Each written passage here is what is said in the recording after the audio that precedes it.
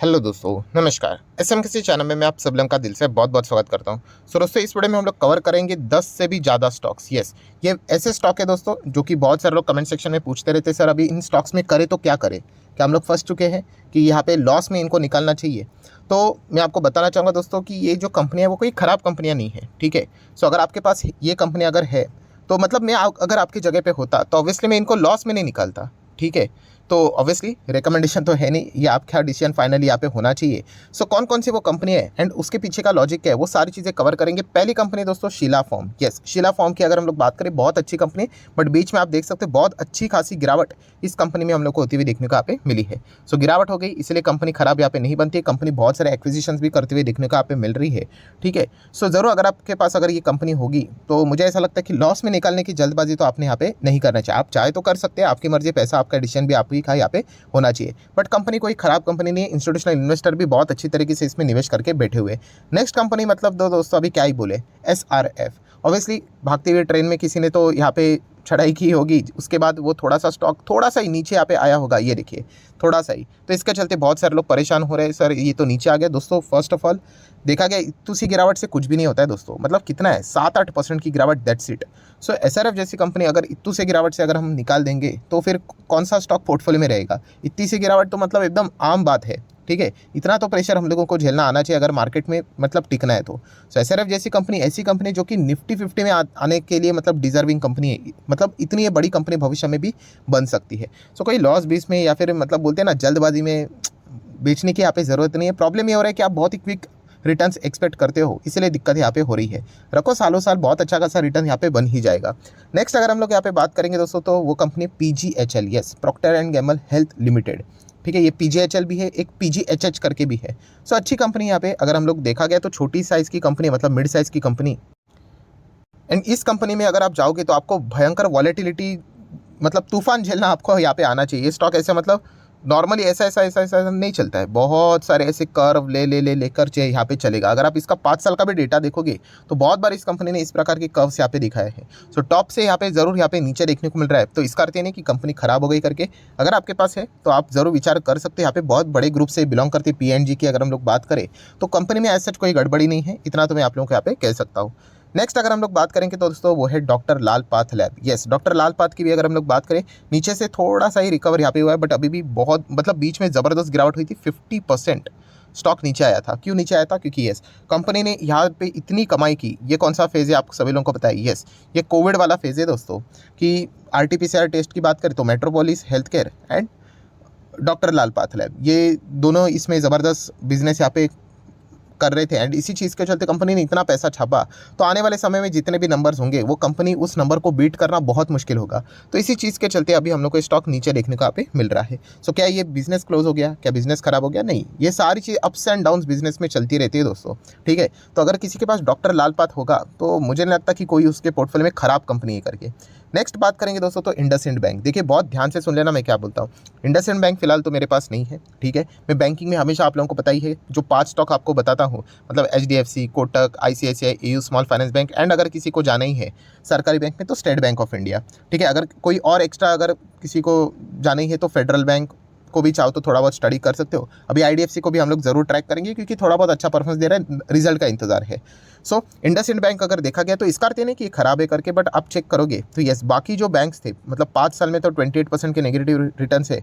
बाकी बैंक्स आप देख सकते हैं यहाँ पे जहाँ से ये गिरा था, मतलब अगर मैं पैरामीटर आपके सामने रख दूँ तो ये जो 2018 के बाद ये गिरावट देखने को मिला है, उसके बाद ये जो कोविड का सीज़न आया उसके चलते तो पूरी इसकी कमर ही तोड़ दी, ठीक है। तो उसके बाद अभी तक वो कमबैक होते हुए देखने को नहीं मिला है। सो खास करके अगर मैं बात करूँ ना, इस बैंक का जो फोकस है वो किधर होता है? होलसेल बैंकिंग की ओर आप लोगों को ज़्यादा चीज़ें देखने को मिलेगी, ठीक है। रियल इस्टेट में भी चीज़ें आप लोगों को ज़्यादा देखने को मिलेगी। सो फिलहाल का जो सिचुएशन है, फिलहाल का सिचुएशन क्या है आप सभी लोगों को पता है कि रेट हाइक लगातार यहाँ पे हुए थे। अभी न्यूट्रल गियर में गाड़ी चल रही है, मतलब आने वाले समय में रेट कट होंगे, और जैसे रेट कट होंगे तो आपको पता है रियल इस्टेट की ओर से ज़बरदस्त हम लोग को लोन लेना यहाँ पे स्टार्ट यहाँ पे हो जाएगा। तो उस वक्त की अगर हम लोग बात करें तो इंडसइंड बैंक जैसी कंपनीज को अच्छा खासा फायदा यहाँ पे हो सकता है, ठीक है। तो इस हिसाब से आप यहाँ पे क्या कर सकते हो, मतलब ऐसा नहीं होता है। मैं देखता हूँ कि एक बिगनर होता है वो क्या करता है कि चलो आज बहुत टाइम तक नहीं चलाना, स्टॉक को निकाल देता हूँ, ऐसा नहीं होता। आपको बिजनेस अगर समझ में नहीं आया तो आप कभी भी इसको निकाल दोगे। तो फिलहाल का जो सिचुएशन है, अभी रेट कट की साइकिल्स अगर स्टार्ट हो जाएगी तो इंडसइंड बैंक जैसी कंपनी अच्छा यहाँ पे बिजनेस कर सकती है, तो इस हिसाब से आप उनको फोकस में यहाँ पे रख सकते हो। बाकी बैंक्स क्यों आगे निकल गए? क्योंकि वो रिटेल की ओर ज़्यादा फोकस रखते हैं। HDFC, ICICI, IDFC की बात करें तो ठीक है, इसकी अगर हम बात करें तो होलसेल के और ज़्यादा हम लोगों को थोड़ा सा और फोकस देखने को यहाँ पे मिल रहा है। तो इसी चीज़ के चलते अभी हम कह सकते हैं इनका पीरियड अभी फिलहाल हम लोग को आते हुए देखने को मिल जाएगा, तो अच्छा खासा बिजनेस यहाँ पे कर सकते हैं। तो ठीक है, जो भी जिसके पास भी इंडसइंड बैंक है तो इस एक पॉइंट को जरूर आप डिटेल में स्टडी कर लेना, तो आपको और भी चीज़ समझ में आ जाएगी। नेक्स्ट बात करेंगे गोदरेज प्रॉपर्टीज। ऑब्वियसली ज़बरदस्त गिरावट इसमें भी हम लोग को टॉप लेवल से देखने को मिली थी। रीज़न बहुत ही सिंपल है दोस्तों, दो चीज़ें उन्होंने अनाउंस की थी इसके पहले। तो एक तो था DB रियलिटी के साथ पार्टनरशिप करना, जो कि आपको पता ही है बहुत सारे विवादों में फंसी हुई कंपनी है। एंड सेकेंड, रीडेवलपमेंट के प्रोजेक्ट्स के लिए हरी झंडी देना। तो इस चीज़ के चलते दो अनाउंसमेंट हुए थे, उसके बाद ज़बरदस्त गिरावट देखने को यहाँ पे मिली थी। तो रीडेवलपमेंट प्रोजेक्ट में क्या हो जाता है कि हाँ, आपको जो रिटर्न्स मिलते हैं वो कंपैरेटिवली हम लोग को कम देखने को यहाँ पे मिल जाते हैं। तो इसके चलते इन्वेस्टर थोड़े बहुत नाराज़ होते हुए देखने को मिलते हैं, बट बाद में उन्होंने इन फैसले को क्या कर दिया था, रिवर्स यहाँ पे कर दिया था। तो थोड़ा बहुत अभी हम लोग को रिकवरी देखने को मिल चुकी है। गोदरेज प्रॉपर्टी कोई खराब कंपनी नहीं, अच्छी कंपनी। गोदरेज ग्रुप तो आपको बताइए बहुत पुराना ग्रुप है, बट येस इतना कह सकता हूँ, अगर किसी के पास ये कंपनी है, अगर किसी ने रियल एस्टेट में पैसा लगाई होगा गोदरेज प्रॉपर्टीज़ में, एंड अगर आज वो लॉस में बैठा होगा, तो मैं अगर आपकी जगह पे होता तो ऑब्वियसली मैं कोई इसको लॉस में तो नहीं निकालता। हाँ, पेन ज़रूर यहाँ पे आप झेल सकते हो। सो देख लेना इतना वक्त आप दे सकते हो कि नहीं। फिलहाल तो अभी हम वापस वही कहना चाहूँगा कि रेट कट की साइकिल स्टार्ट हो जाएगी तो रियल एस्टेट वाली जैसी कंपनियाँ हमें अच्छा थोड़ा बहुत परफॉर्मेंस देते हुए देखने को मिल सकती है, क्योंकि इनके घरों की बुकिंग भी होना स्टार्ट हो सकती है। नेक्स्ट बात करेंगे दोस्तों तो सोना कॉमस्टार। येस, ये भी जो कंपनी ऑटो एंसिलर वाली, ये जो जस्ट अभी अभी इनकी शुरुआत हुई थी। सो जब IPO आया था उसके बाद ज़बरदस्त बुल रन देखने को मिला, उसके बाद ज़बरदस्त गिरावट। तो ये तो जस्ट अभी बिगनिंग वाला ये स्टॉक है, ठीक है। तो ख़राब नहीं है कंपनी, डेफिनेटली अच्छी कंपनी है, हम लोग यहाँ पे कह सकते हैं। तो अगर किसी के पास होगा तो कोई जल्दबाजी करने की ज़रूरत नहीं, मतलब जस्ट इनका चैप्टर अभी अभी शुरू हुआ है, ठीक है। थोड़ा सा यहाँ पे नीचे चला गया तो मतलब वो नहीं कि कंपनी ख़राब हो गई करके। नेक्स्ट कंपनी दोस्तों गुजरात फ्लोरोकेम। येस, गुजरात फ्लोरोकेम अगर हम लोग बात करें तो फ्लोरोकेम आप सभी लोगों को पता है आने वाले समय में इसका डिमांड ज़बरदस्त तरीके से हम लोग को शूट होते हुए देखने को मिलने वाले, खास करके सेमीकंडक्टर में इसका अच्छा खासा इस्तेमाल किया जाएगा। इसके ऊपर मैंने अलग से वीडियो भी बनाया था, ठीक है। इसी सेगमेंट में बात करें तो नवीन फ्लोरिन इंटरनेशनल है, SRF है, जो कि आप लोगों का योगदान अच्छा खासा वहाँ पे देखने को यहाँ पे मिल सकता है, ठीक है। सो गुजरात फ्लोरो की बात करें अभी फिलहाल कितना है, एक साल में 16-20% नीचे देखने को मिला है, ठीक है। मिड साइज़ की कंपनी है ना, तो इतनी तो गिरावट हम लोग को देखने को यूजुअली मिल जाती है। इनफैक्ट ये वाला जो लेवल है उसी के आसपास अभी स्टॉक चल रहा है। अगर इस लेवल को कंपनी ने तोड़ दिया, ठीक है, तो ये और भी नीचे यहाँ पे आ सकता है, जो कि हम लोग टेक्निकली ये सारी बातों को यहाँ पे बोलते हैं। बट फंडामेंटली देखा गया तो कंपनी बहुत ही साउंड कंपनी है, ऐसा कोई पैनिक करने की जरूरत नहीं। जो बिजनेस मॉडल भी है इनका वो भी अगर देखा गया तो फ्यूचर ओरिएंटेड ही हम लोग को देखने को मिल रहा है। सो है अगर आपके पास, तो कि पैनिक में बेचने की जरूरत नहीं है, इतना तो मैं आपको कह सकता हूँ। नेक्स्ट कंपनी है जुबिलेंट फूडवर्क।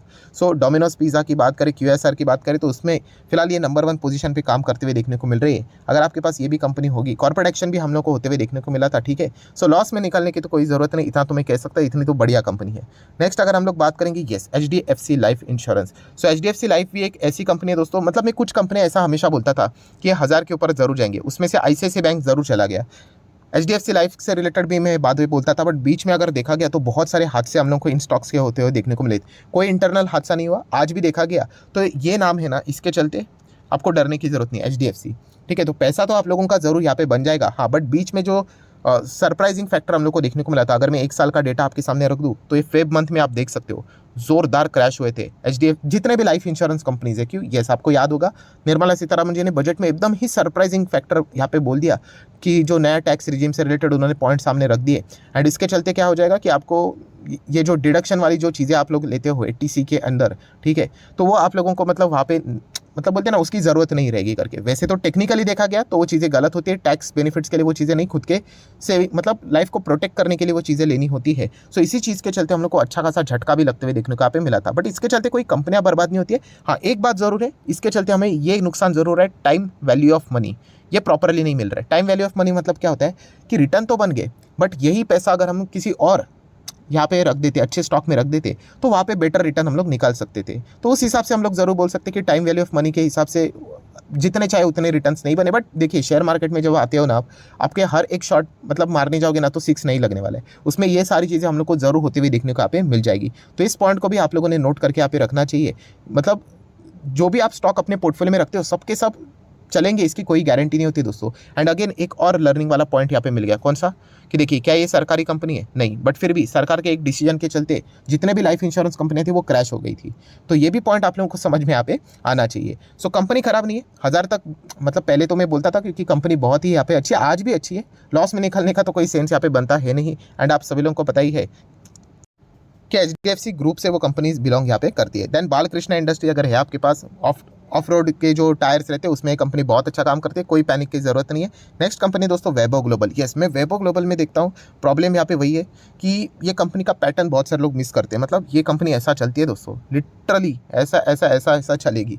मतलब क्या है कि 90% का करेक्शन यहाँ पे होता है। करेक्शन मतलब हाँ, उसको करेक्शन ही आप चाहो तो बोल सकते हो, अभी क्रैश क्या ही बोले, क्योंकि ये कंपनी ऐसा मतलब ये जो आप नज़ारा देख रहे हो ना, ये कोई आज की बात नहीं है। ये जो बुर्ज खलीफा है वो इसके पहले भी हम लोगों को देखने को यहाँ पे मिला था, 94% ये गिरता है। मैंने इसीलिए एक वीडियो भी बनाया था कि कभी भी आप किसी शेयर में जाते हो ना, एटलीस्ट उसका पास्ट का चार्ट पैटर्न थोड़ा सा देख लेना, आपको एक अंदाज़ा आ जाता है कि इन स्टॉक्स में क्या हो जाता है कि ज़बरदस्त यहाँ पे तेज़ी के लिए बाइंग हो जाती है एंड उसके बाद ज़बरदस्त प्रॉफिट बुकिंग, इतनी प्रॉफिट बुकिंग होती है कि स्टॉक 70-80% क्रैश यहाँ पे हो जाता है। तो इसका अर्थ ये नहीं कि कंपनी फ्रॉड वाली है, गड़बड़ वाली। छोटी कंपनीज है ना, इनमें यही चीज़ें चलती रहती है, सर्किट के ऊपर सर्किट, इस प्रकार की चीज़ें चलती है। तो किसी ने ब्लाइंडली अगर निवेश यहाँ पे किया होगा, ठीक है, एंड अगर वो अटका होगा, तो मैं बस उतना ही कहना चाहूँगा इनको कि ये कंपनियाँ रिटर्न में भी मतलब जब भागती है तो वैसे ही रॉकेट की तरह भी भागती है। तो लॉस में बेचने की नौबत कब आती है, जब कंपनी का धंधा खराब हो जाता है। तो कंपनी का धंधा इतना कुछ खराब यहाँ पे नहीं हुआ है, ठीक है, थोड़ा बहुत पेन यहाँ पे हम लोग को जरूर देखने को यहाँ पे मिल सकता है, बट वापस इनका हम लोग को जो एक्सपोर्ट का जो धंधा है वो अच्छी तरीके से चलते हुए देखने को यहाँ पे मिल जाएगा।